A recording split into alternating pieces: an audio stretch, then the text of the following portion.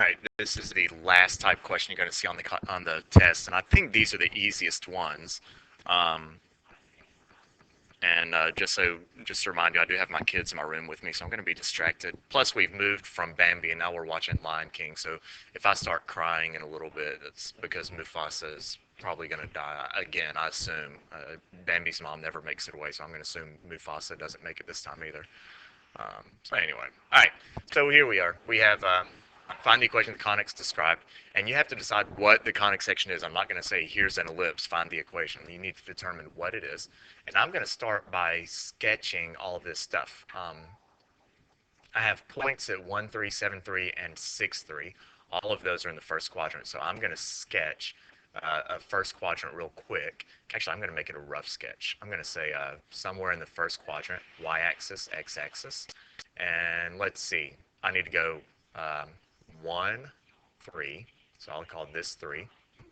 So at 1, 3, I have a vertex. At 7, 3, way over here, I have another vertex. And then I have a focus at 6, 3. Okay, now based on that orientation, my focus is between the two vertices. That tells me that this is going to be an ellipse that goes around the focus like this. So I know I'm dealing with an ellipse.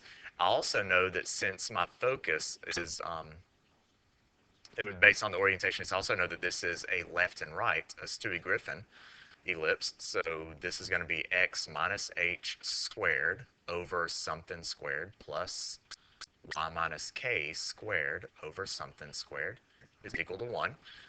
Now this challenge is finding h, k, a, and b.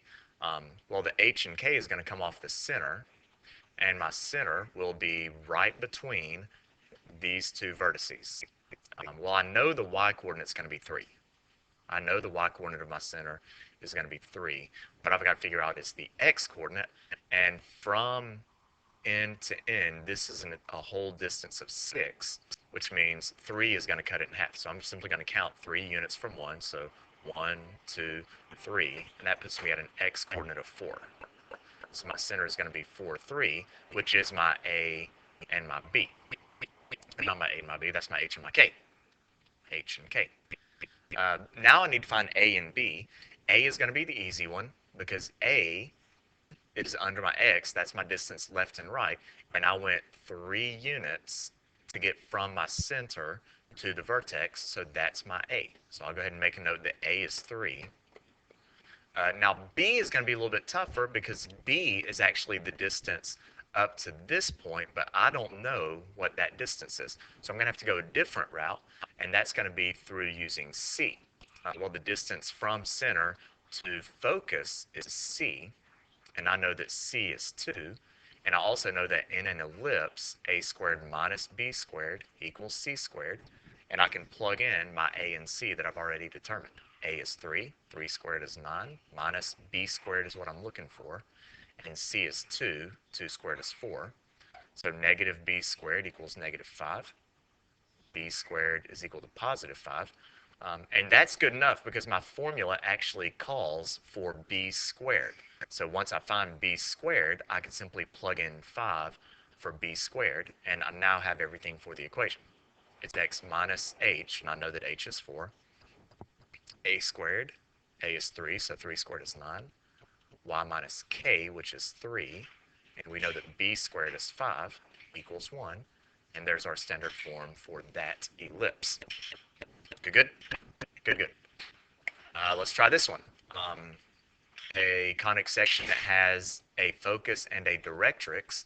Now, in my class, the only thing that has a directrix is a parabola, so I automatically know I'm dealing with a parabola.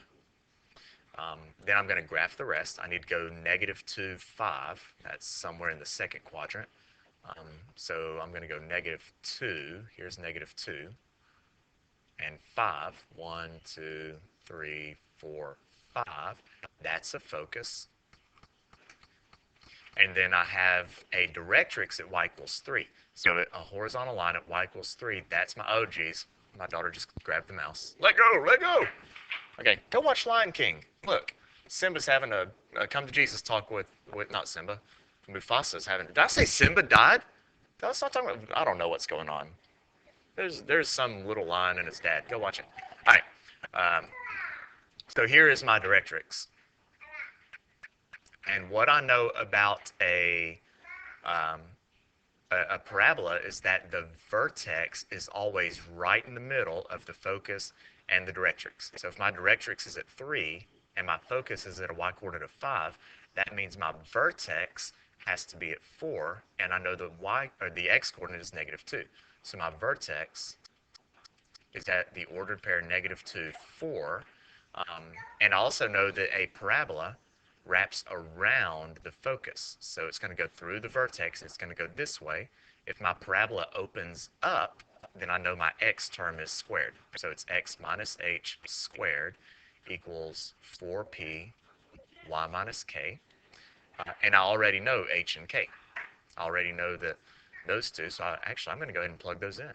X minus h is -2, so that's x plus 2 squared equals 4p, we don't know p yet, and y minus k, k is 4. And then now to find p, what I know about p is that it is the distance from the vertex to the focus. Well, that's a distance of 1. There's my p. And using my advanced skills, I know that 4 times 1 is 4. So my final equation is going to be x plus 2 squared equals 4 times 1, which is 4, y minus 4. There's our equation for the parabola, since we know that p is equal to 1. So there we go. You have to determine which way it opens. Now, if this thing opened down, then it would be -4 y minus 4, but this parabola does open up, so this coefficient of the y over here needs to be positive, and there we are. Let's do this one. We have 2 foci and a vertex. Well, 2 foci means it's not a parabola. It's going to be either an ellipse or a hyperbola. Let's see, -5, 1, and 3, 1. Let's see, so I'm going to need to leave room to go left and right of my y-axis. So let's see, oh, that was horrible. Whatever, we'll stick with it.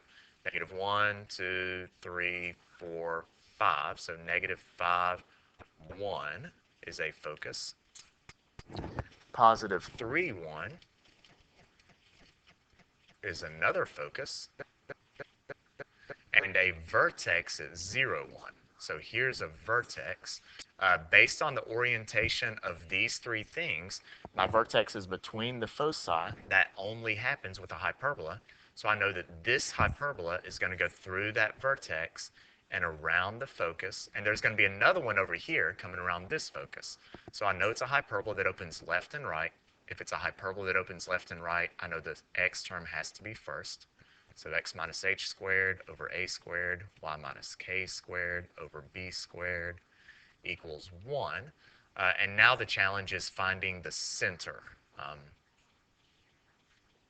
Loosen up, there we go. The center is going to be right between the 2 foci. So if the distance from -5 to 3, that total distance is 8. That means I'm going to count 4 units from -5. So let's see, 1, 2, 3, 4. That puts me at -1. There's the center. So my center is at the ordered pair -1, 1. Well, there's my h and k. Now I simply need to find a and b. A, in an ellipse, a is the distance from center to vertex. So distance from center to vertex in this case is just 1. So there's my a. So I know that a is equal to 1. And I can't find b, but c is the distance from center to focus. Well, if the total distance between the 2 foci is 8, then we're going 4 units in each way, each direction. That's my c. So I know c is equal to 4. And in a hyperbola, a squared plus b squared equals c squared. And I'll plug in. 1 squared is 1. I don't know b squared. 4 squared is 16. We get b squared to equal 15. And that's good enough because my formula needs b squared. I now have h, k, a, and b. I'll use all of that to get my standard form. X minus h squared over a. A was 1. 1 squared is 1. Plus y minus k. Whoops, x minus h. My h was -1, so x minus -1 is +1. Y minus 1 squared over b squared, and b squared was 15, equals 1. And there's the form. And the equals 1 is important, even though we don't really do much with it. That is part of the equation. Don't just stop with x squared. That should be minus also. Man, I'm all over the place. X squared over something minus y squared over something and stop. You have to write the equals 1. And here is our standard form. And I think I have one more. Yeah, this is the last one. A center of 1, 7, and a radius of 8. Well, radius is a dead giveaway. This is a circle. And the standard form for a circle, this is the easiest one. It's x minus h squared plus y minus k squared equals radius squared. Hey, you hear the Lion King in the background? What a great song. I can't wait to be king. Yeah, how inspirational. Anyway, um, so the center is 1, 7. There's my h and k. My radius is 8. There's my r. And I'll simply plug in. So x minus 1 squared plus y minus 7 squared equals r squared, 8 squared. And you could stop right there if you want, or if you want to really show off, you could say x minus 1 squared plus y minus 7 squared equals 64. There you go. I spent probably a total of 30 or 40 minutes working these out. Um, but also, I spent a lot of time, and it slowed me down because, one, I was dealing with my kids. And second, I was explaining everything in detail. If you're doing these and you know what to do, you should be able to go through this a little bit more quickly than what I did, because you're not going to be teaching, you're not going to be explaining your steps, you're just going to do them real quick and move on. So there we go. This is another review for the test. Hopefully this will help you study, since I will not be here in class or during AO or before school or anything to help you out. So there we go. Good luck tomorrow, and I'll see you all Tuesday.